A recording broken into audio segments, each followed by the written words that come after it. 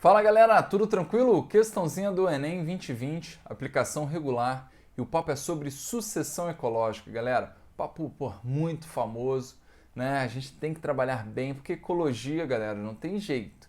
É a frente que mais cai na nossa biologia aqui do Enem, beleza? Então vamos com tudo, a gente vai fazer uma revisão de sucessão, falar dos tipos, cara, um espetáculo. Maravilha? Então não deixem de se inscrever, galera. É importantíssimo que vocês se inscrevam no canal. O canal que está crescendo muito, galera. E vai ter muita, mas muita raça de questão de todos os vestibulares além do Enem. Nesse canal vocês podem ter certeza. Beleza? Então vamos com tudo.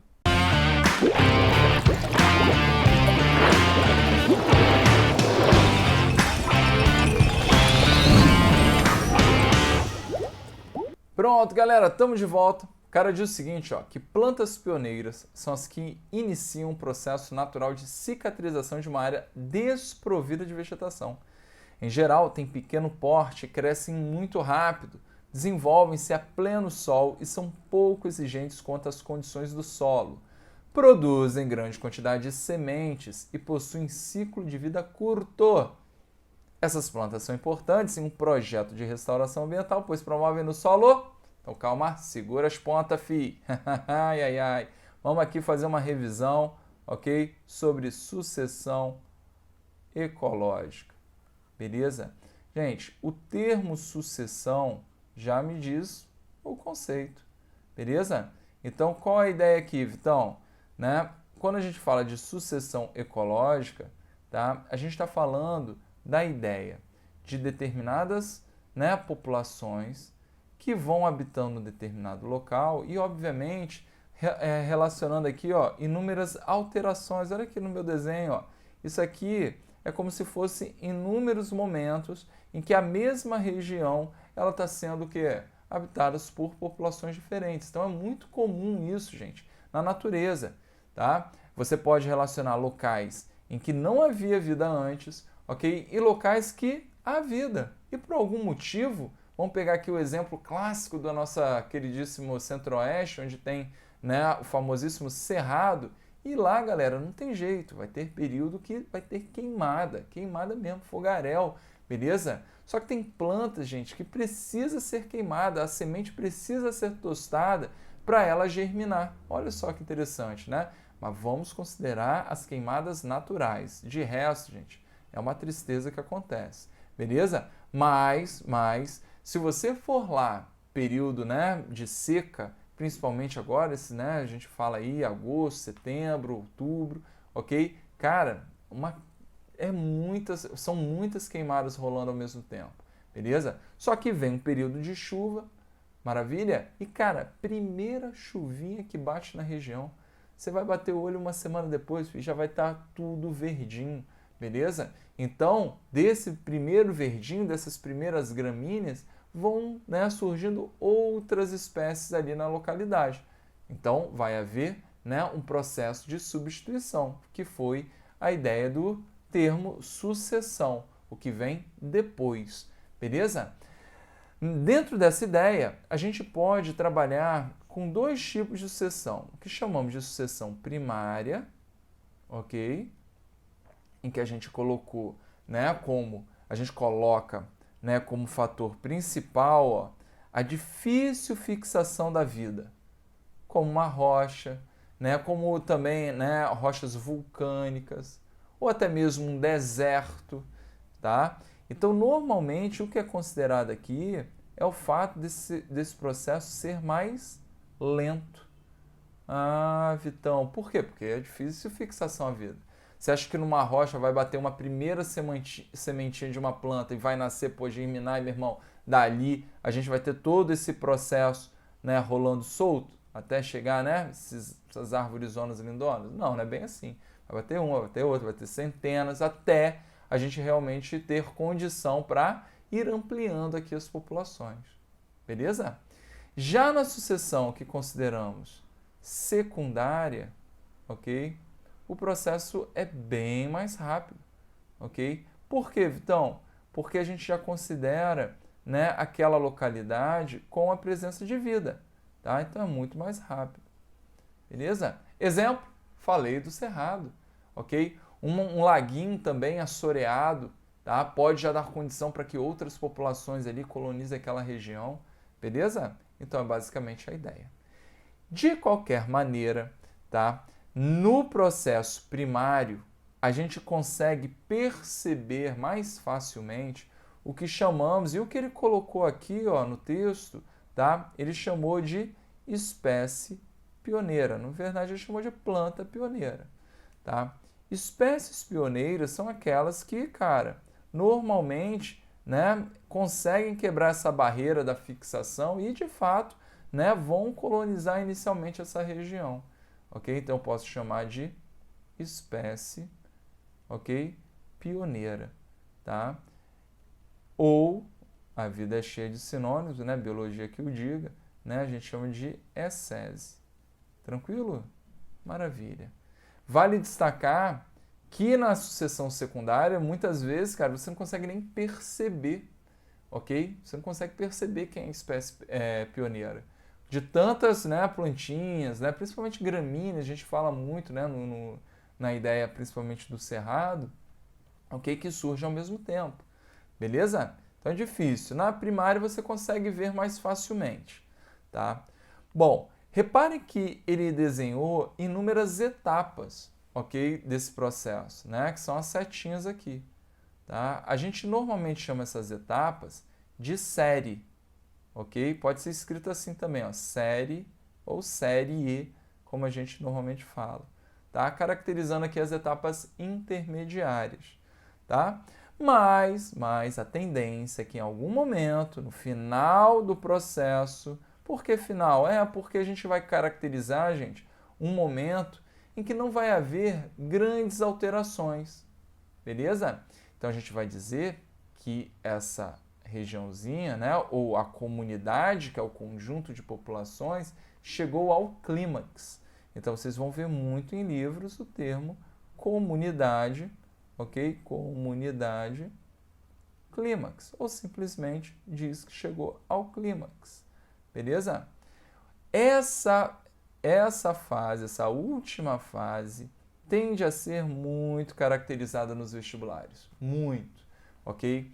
Então algumas coisas são bem evidentes, né? Como assim, Vitão? Reparem, cara, que, né, ele botou aqui a rocha nua, os primeiros líquens e musgos que foram habitando, cara, foram substituídos, né, ou até mesmo fazem parte, mas foram, no mínimo, acrescentados aqui na região, ok? Plantas de grande porte.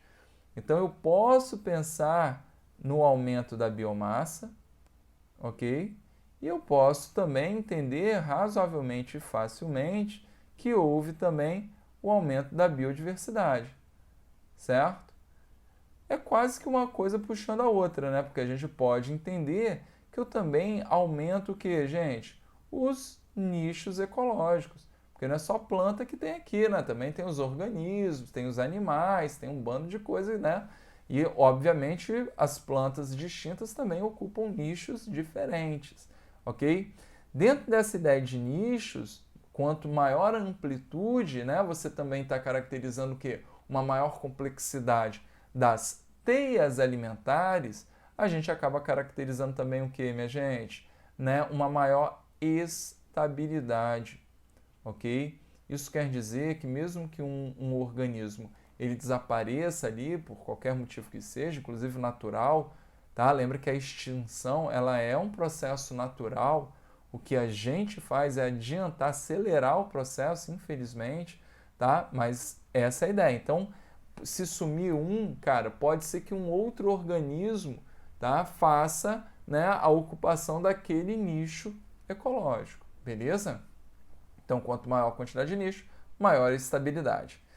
E aí vem normalmente a grande pegadinha que eu vou largar aqui um rosa choque, para chamar atenção, que é a questão do PPL, produtividade primária líquida, ok? Então, PPB é a produtividade primária bruta, tá? PPL é exatamente o que, gente? A taxa bruta, PPB, menos a taxa de respiração. Vamos melhorar isso aqui? O que é produtividade primária, galera? Quando a gente fala de produtividade primária, eu já penso logo em fotossíntese, taxa fotossintética. Tudo que esse ambiente aqui ele está conseguindo o quê? Fixar na fotossíntese. Tranquilo? E aí, gente, eu não posso esquecer de maneira alguma que as plantas, elas também respiram. Show? Cuidado com isso, gente. Célula vegetal tem cloroplasto para fazer fotossíntese e tem mitocôndria para respirar. Então lembre a ideia, talvez um dos papos mais clássicos dos vestibulares, né? Mais velho que o rascunho da Bíblia, que é a ideia da floresta amazônica como pulmão do nosso planeta. Por que não é, gente? Porque as florestas são formadas por árvores de grande porte, que por mais que fixem muito CO2, acabam também o quê?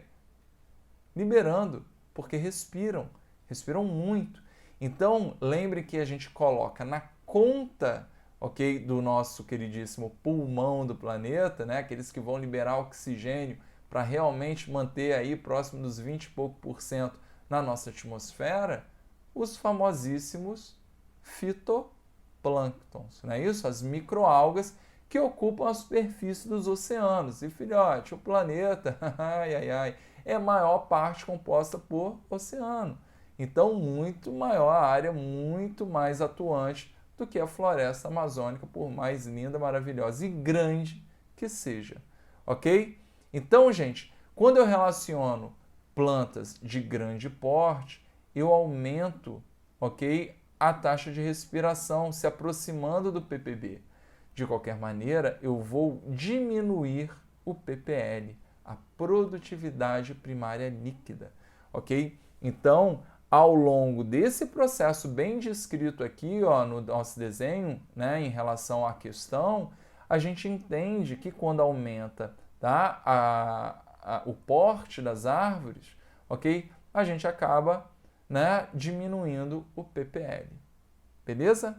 Tranquilo? Vamos para a questão? Então, galera, vamos lá porque a gente fez a revisão em relação à sucessão, tá?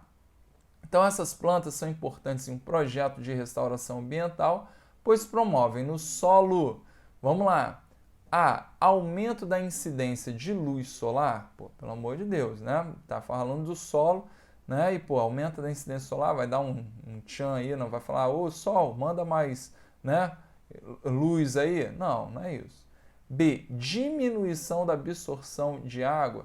Lembra que quando você tem plantas aqui, cara, você pode até aumentar, mas você tem a história, né, e a ideia muito importante das plantas, né, que suas raízes fixam no solo, né, mantém o solo íntegro aqui, né, eles bem fofinhos para receberem aqui também água, a água ficar, né, acumulada no solo, ok? Ela sempre, quando o solo é muito compacto, né, ela diminui a absorção, então não é legal.